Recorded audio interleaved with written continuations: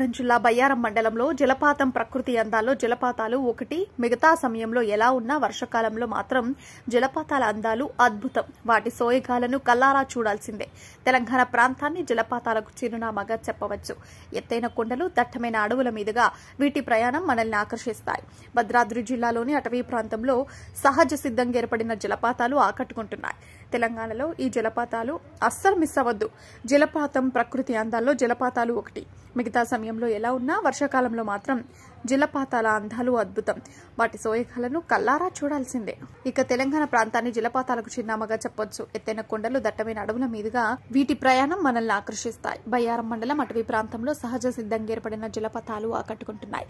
జిల్లాలో కొన్ని రోజులుగా కురుస్తున్న వర్షాలకు అటవీ ప్రాంతంలో జలపాతాలు జలకలను సంతరించుకోవడంతో సందర్శకుల తాకిడి పెరిగింది.